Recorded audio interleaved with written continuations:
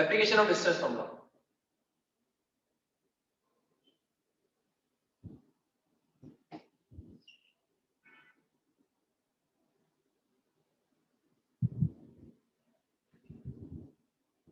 First application इसमें ये है to identify geometric figures, to identify geometric figures.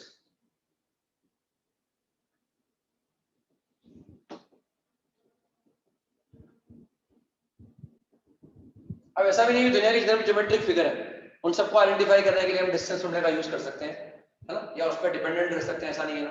लेकिन कुछ ज्योमेट्रिक फिगर ऐसे हैं जिनको स्टडी करने के लिए हम सिर्फ डिस्टेंस फॉर्मूला का यूज करके काम चला सकते हैं। इसमें फर्स्ट कैटेगरी पर आते हैं अपन, जैसे ट्राइंगल्स की बात करना चाहें, हमें ट्राइंगल के 3 वर्टेक्स हमें दे रखे होंगे और पता लगाना होगा वो ट्राइंगल जो है वो किस तरह का ट्राइंगल है। तो ट्राइंगल है हमारे पास, उसके तीनों वर्टेक्स अगर हमारे पास है, जैसे ए मान लिया मैंने, ये x1, y1 है, बी पॉइंट मान लिया, इसका x कोऑर्डिनेट x2 है, y कोऑर्डिनेट y2 है, सी पॉइंट है x3, y3। ये पॉइंट रखे हैं, एक ट्राइंगल के तीनों वर्टेक्स हमारे पास है और वो ये x3, y3 लिखा हुआ है, x3, y3। अब कहा जाएगा पता लगाओ कि ट्राइंगल इक्विलेटरल है क्या। ट्राइंगल किस किस तरह के वैरायटी के हमारे सामने आते हैं हम जानते हैं बात है, भाई ट्राइंगल इक्विलेटरल है क्या।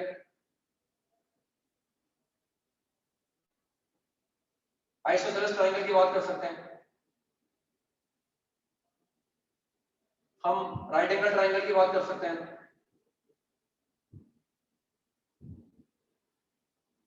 हम स्केलेन ट्राइंगल की बात कर सकते हैं,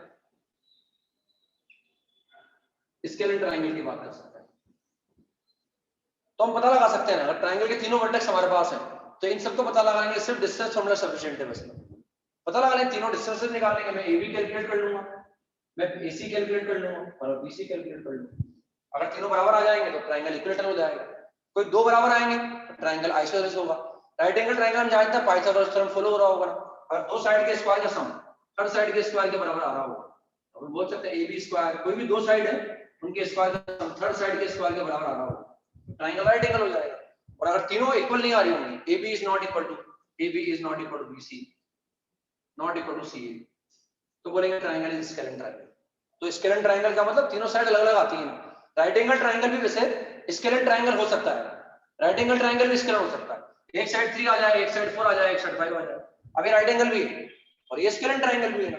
तो स्केलेन ट्राइंगल राइट एंगल भी हो सकता है, ऐसी बात नहीं है, लेकिन जरूरी नहीं है राइट एंगल ट्राइंगल स्केलेन नहीं, ऐसा नहीं है। एक हो सकता है 2 हो जाए, 2 हो जाए, 2√2 हो जाए, अभी राइट एंगल है लेकिन ये स्केलेन ट्राइंगल नहीं है। आइसोसेलेस बोल सकते हैं, राइट एंगल ट्राइंगल आइसोसेलेस भी हो सकता है, ये आइसोसेलेस भी है और राइट एंगल ट्राइंगल। तो ट्राइंगल तो बड़ी आसानी से पहचान सकते हैं अपने, अगर ट्राइंगल के तीनों कोई सवाल करने की जरूरत नहीं है इसमें, राइट एंगल ट्राइंगल के तीनों वर्टेक्स हो, डिस्टेंस फॉर्मूले का यूज करके पता लगा लो ऐसा है ऐसा है ऐसा है ऐसा है। सेकंड पर आते हैं अपन क्वाड्रिलेटरल, क्वाड्रिलेटरल पर आते हैं अपन, second is quadrilaterals.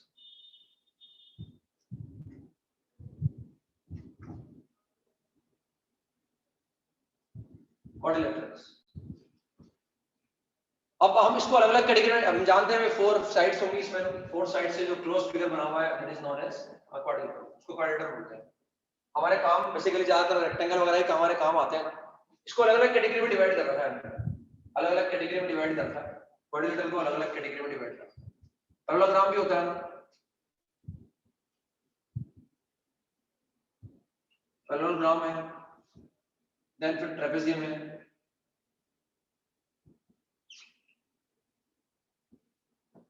And then kite है। हालांकि ये काइट काम आता है हमारे, ये काम नहीं आता हमारे, लेकिन फिर भी ऐसे अलग अलग कैटेगरी में डिवाइड कर रखा है। हमारा ज्यादातर काम यही आता है, ठीक है, ये कभी ना कभी हमारे एरिया वगैरह निकालने के काम आ सकता है, ये दिखा भी होगा, आप शायद जानते भी होंगे काइट के बारे में, आप ऐसे अलग अलग कैटेगरी में डिवाइड कर रखा है। तो पहले डिफाइन कर लेते हैं कब इसको पैरेललोग्राम बोलेंगे, इसको कब ट्रेपेजियम बोलेंगे, कब इसको काइट बोलेंगे, ऐसे लिख लेते हैं, उसके बाद फिर पैरेललोग्राम की कैटेगरी को आ जाएंगे अपन। तो ये मैं चार्ट बनाऊंगा यहाँ पैरेललोग्राम की कैटेगरी का, हमें नेक्स्ट पेज पे लिखना है, थोड़ा पेज छोड़ देंगे या जगह छोड़ के और नेक्स्ट पेज पर लिखेंगे। अब quadrilateral is said to be parallelogram, जानते हैं वैसे आप, मैं अपनी इच्छा पूरी कर देता हूँ, बस फटाफट दिखा देता हूँ आपको ना, ये मैं डायग्राम बनाऊंगा बाद में पैरेललोग्राम को, तो इस डायग्राम को जगह छोड़नी है आपको यहाँ पर, जो मैं लिखा रहा हूँ नेक्स्ट पेज पे लिखना है ताकि ये डायग्राम बन सके थोड़ा बहुत। A quadrilateral is said to be parallelogram if a quadrilateral is said to be parallelogram if पहले मैं डायग्राम बनाता हूं क्वाड्रिलेटरल का, ये बना लिया मैंने क्वाड्रिलेटरल। और मान लिया हालांकि पैरेललोग्राम ये है, पैरेललोग्राम लग रहा है आपका ना, क्योंकि मैं पैरेललोग्राम के लिए लिखवा रहा हूं, इसके पैरेललोग्राम भी बनाया है मैंने, लेकिन फिर भी मैं लिखवा रहा हूं आपको। A quadrilateral is said to be parallelogram if quadrilateral ABCD लिख दो आप, क्वाड्रिलेटरल एबीसीडी।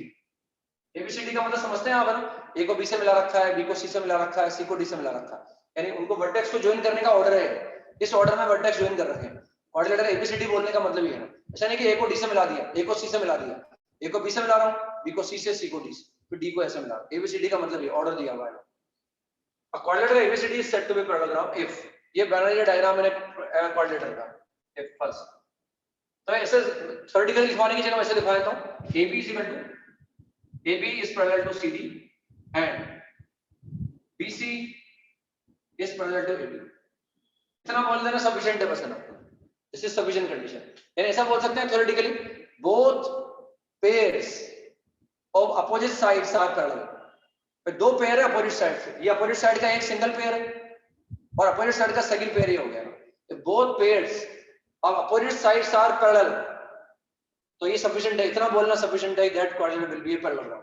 ऐसा बोलने के बाद वो पैरेललोग्राम बन जाए। और ये ऐसा वो एंड नहीं बोल रहे बनना, अपन एंड नहीं बोल रहे, और बोल रहे हैं, और ये ऐसा बोल देना AB is equal to CD and BC is equal to AB। Means both pair of opposite sides are of equal length, दोनों की लेंथ इक्वल हो जाए तो पैरेलल बोलने की जरूरत नहीं फिर आपको। अगर पैरेलल बोल रहे हैं तो लेंथ के बारे में कमेंट करने की जरूरत नहीं, लेंथ अपने आप बराबर हो जाएगी। कि अगर आप लेंथ के बारे में कमेंट कर रहे हैं, आप बोल रहे हैं कि AB और CD इनकी लेंथ बराबर हो जाएगी और AD और BC की लेंथ बराबर हो जाएगी, तो फिर पैरेलल वर्ड यूज करने की जरूरत नहीं है। Both pair of opposite sides are of equal length, तो ये भी इतना बोलना भी पर्याप्त है। और वन पेयर ऑफ ऑपोजिट्स ऐसा बोलते हैं AB is equal to CD and AB is parallel to CD। अगर मैं पैरेलल भी यूज कर रहा हूं, लेंथ भी यूज कर रहा हूं, तो बस एक पेयर के बारे में बोलना जरूरी है। One pair of opposite sides are parallel and of equal length, इतना बोलना जरूरी है, इतना बोलना पर्याप्त है। तो दूसरा पेयर अपने आप पैरेलल हो जाएगा और अपने आप इक्वल लेंथ का हो जाएगा। अगर मैं सिर्फ पैरेलल बोल रहा हूं, दोनों पेयर का यूज करना पड़ेगा। सिर्फ इक्वल लेंथ की बात कर रहा हूं, दोनों पेयर का यूज करना पड़ेगा। अगर मैं पैरेलल भी बोल रहा हूं और मैं इक्वल लेंथ भी बोल रहा हूं, तो एक पेयर बोलना सफिशिएंट है। One pair of opposite sides are parallel and of equal length, फिर अपन बोल सकते हैं। फोर्थ, जो अपोजिट एंगल्स हैं उनके दो पेयर होते हैं, angle A is equal to angle C, angle A is equal to angle C and angle B is equal to angle D। means both pairs of opposite angles are equal, then quadrilateral is said to be parallelogram। अगर angle A angle C के बराबर है, angle B angle D के बराबर है, तब भी अपन बोल सकते हैं that parallelogram, that quadrilateral is a parallelogram। और अब दो डायगोनल मैंने बना लिया, एक डायगोनल बना लिया AC और एक बना लिया BD, और इनका जो पॉइंट ऑफ इंटरसेक्शन M है, और हम बोल सकते हैं M is the midpoint of M is the M is midpoint of M is midpoint of AC and BD। अगर वो M AC का भी मिड पॉइंट है और BD का भी मिड पॉइंट है, तो that quadrant is a parallelogram। यानी in a parallelogram diagonals bisect each other at their point of intersection। अगर quadrilateral है और वो parallelogram है, तो parallelogram के अंदर diagonals जो होते हैं वो उनके पॉइंट ऑफ इंटरसेक्शन पर एक दूसरे को बाइसेक्ट करते हैं। यानी ये इसका भी मिडिल पॉइंट है और ये इसका भी मिडिल पॉइंट है। अगर ऐसा है तो that quadrilateral is a parallelogram। तो ये parallelogram के बारे में बताया मैंने आपको। ट्रेपेजियम में क्या होता है, नेक्स्ट लाइन से लिखें, a quadrilateral is said to be a trapezium, a quadrilateral is said to be a trapezium। ये कोई भी quadrilateral होगा उसको parallelogram ऐसा होगा तो parallelogram बोल सकते हैं, ऐसा हो जाए, ऐसा हो जाए, ऐसा हो जाए, सब अपने आप में sufficient conditions है ना। Now a quadrilateral is said to be a trapezium if exactly one pair of a quadrilateral is said to be a trapezium if exactly one pair of opposite sides, quadrilateral is said to be a trapezium if exactly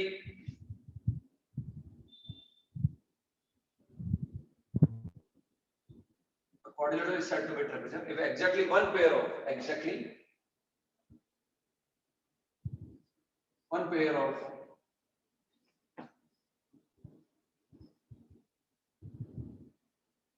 opposite sides are parallel exactly one pair of opposite sides are parallel. एक pair तो parallel होगा लेकिन दूसरा pair parallel नहीं होगा, उसको फिर trapezium बोल देंगे पहले। जैसे फॉर एग्जांपल डायग्राम बना सकते हैं अपन ऐसा,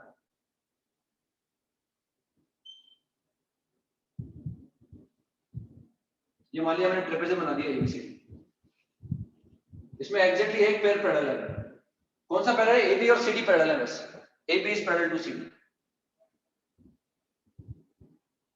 and AD is not parallel to BC, not parallel to BC। AD और BC पैरेलल नहीं, एग्जैक्टली एक पेयर पैरेलल है, उसको बोलेंगे अपन ट्रेपेजियम।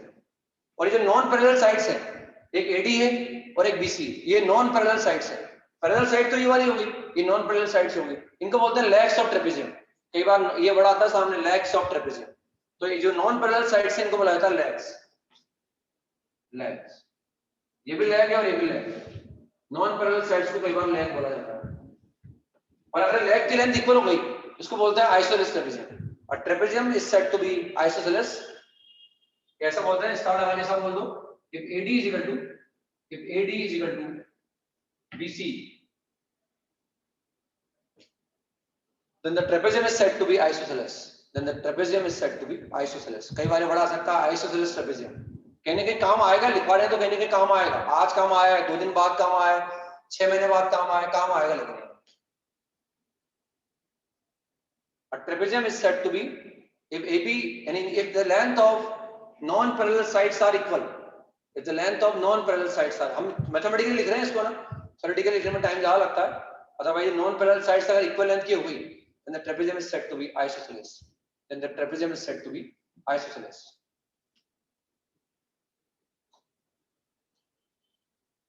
इनको लेग्स से बुलाया जाता है, legs are equal then the trapezium is said to be isosceles. तो ट्रेपेजियम को ऐसे डिफाइन कर दिया, एग्जैक्टली वन पेयर पैरेलल होता है। इसका एरिया भी जानते हैं अपन, इसका एरिया हम निकाल सकते हैं half. Area is equal to, आप समझते भी शायद 10th क्लास में काम भी आता हो, half sum of the parallel sides AB plus CD and into distance between them and distance between them। ये दो पैरेलल साइड्स हैं, इनकी लेंथ का सम निकाल लिया हमने एंड डिस्टेंस बिटवीन देम। मान लो डिस्टेंस को मैंने h मान लिया, जो पैरेलल साइड्स हैं उनके बीच में डिस्टेंस है उसको मैंने h मान लिया। तो sum of the parallel sides half sum of the parallel sides into distance between them, ये ट्रेपेजियम का एरिया होता है। आप जानते हैं सर 10 में काम आता है हमारे शायद, sum of the half sum of the parallel sides into distance between them, ये ट्रेपेजियम का एरिया आ जाएगा। अब गाइड में है ना भाई, पैरेललोग्राम अलग चीज है, ट्रेपेजियम अलग चीज है ना। ट्रेपेजियम में एग्जैक्टली वन पेयर पैरेलल होता है ना। अब अगर हम काइट की बात करें, काइट देखा हुआ भी होता है हमारा, हम समझते हैं ना, इसमें कोई पेयर पैरेलल नहीं होता है। No pair of parallel side, no pair of sides is parallel, कोई भी पेयर पैरेलल नहीं होता है इसमें। ये मैंने मान लिया ये A है, ये B है, कोऑर्डिनेटर है लेकिन नए पैरेललोग्राम है, और नए जो है वो ट्रेपेजियम है।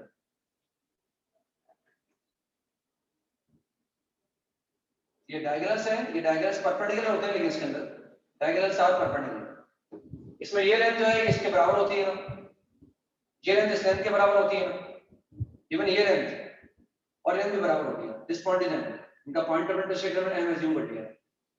डायगोनल परपेंडिकुलर तो होते हैं लेकिन डायगोनल बाइसेक्ट नहीं करता इसमें, क्योंकि अगर कोऑर्डिनेटर है and diagonals are bisecting each other at the point of intersection, then the coordinator will be said to be parallelogram. This is not parallelogram, यानी ये डायगोनल का पॉइंट ऑफ इंटरसेक्शन है लेकिन ये डायगोनल बाइसेक्ट नहीं हो रही है, उनका मिड पॉइंट नहीं है ना, यानी BM is equal to CM but AM is not equal to MD, ये बराबर नहीं होता है, ये इसके बराबर होगा। और कोई भी पेयर अपोजिट साइड्स का वो पैरेलल नहीं होता है इसके अंदर। एग्जैक्टली अगर एक पेयर पैरेलल होगा तो ट्रेपेजियम हो जाएगा, दोनों पेयर पैरेलल होंगे तो पैरेललोग्राम होगा, और अगर कोई पेयर पैरेलल नहीं है और ये जो मैंने लिखा है ये सब फॉलो हो रहा होगा तो उसको अल्टरनेट काइट बोलते हैं, उसको फिर काइट बोला जाता है। अब वो जो डायग्राम पर आ जाता है मतलब हमारे काम नहीं आता वैसे, ठीक है, लेकिन वो बात चली है, बता दिया मैंने इसलिए ना, आपको याद भी होगा हो सकता है। अब पैरेललोग्राम पर आ गए, वो जो चार्ट बना हुआ था पैरेललोग्राम पर आ गए।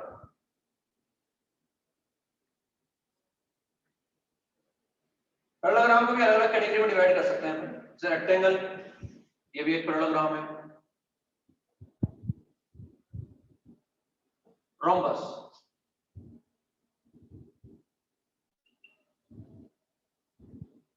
अलग अलग कैटेगरी में डिवाइड कर दिया। रेक्टेंगल के बारे में जानते हैं हम, रेक्टेंगल से फेमिलियर हैं हम। ये एक पैरेललोग्राम ही है।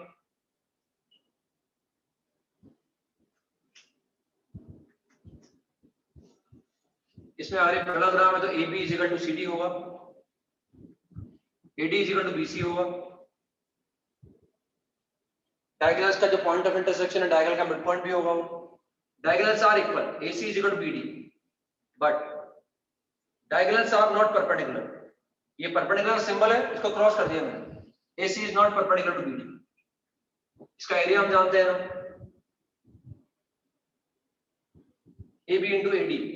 AB इंटू AD बोलते हैं या AB इंटू BC बोले, एक ही बात है। अपोजिट साइड्स इक्वल लेंथ की है ना, डायगोनल बराबर तो है लेकिन डायगोनल परपेंडिकुलर नहीं है ना, diagonals are not perpendicular. Rhombus पर आते हैं ना, ये भी एक पैरेललोग्राम है, अपोजिट साइड्स पैरेलल भी होंगी और इक्वल लेंथ की भी होंगी। All four sides are equal, AB is equal to CD is equal to AB is equal to BC is equal to CD is equal to DA। Diagonal equal length के नहीं होते इसमें, AC is not equal to BD, but diagonals are perpendicular, AC is perpendicular to BD। Diagonal बराबर length के नहीं होते लेकिन perpendicular होते हैं आपस में। उसका अगर मुझे एरिया निकालना हो तो area is equal to half D1 D2, half D1 D2। D1 D2 are diagonals, एक डायगोनल ये है इसका और एक डायगोनल ये है। डायगोनल्स परपेंडिकुलर होते हैं ना, एक डायगोनल के लेंथ को D1 बोल रहे हैं हम और एक के लेंथ को D2 बोल रहे हैं। इसका एरिया होता है हाफ D1 D2। इनका स्पेशल केस है स्क्वायर। जैसे अगर मैं AB और AD को बराबर कर दूंगा तो ये स्क्वायर बन जाएगा, या इस एंगल को 90 डिग्री कर दूंगा तो ये स्क्वायर बन जाएगा। इन दोनों का स्पेशल केस स्क्वायर है, यानी स्क्वायर बेसिकली रेक्टेंगल भी है और स्क्वायर को अपन रोम्बस भी बोल सकते हैं। स्क्वायर स्क्वायर से फेमिलियर है यहाँ पर, ये पैरेललोग्राम बना दिया मैंने, ABCD। All four sides are equal length, AB is equal to BC is equal to CD is equal to D। Diagonal बराबर भी होंगे एंड परपेंडिकुलर भी होंगे, AC is perpendicular to BD। Area आप जानते हैं, साइड स्क्वायर।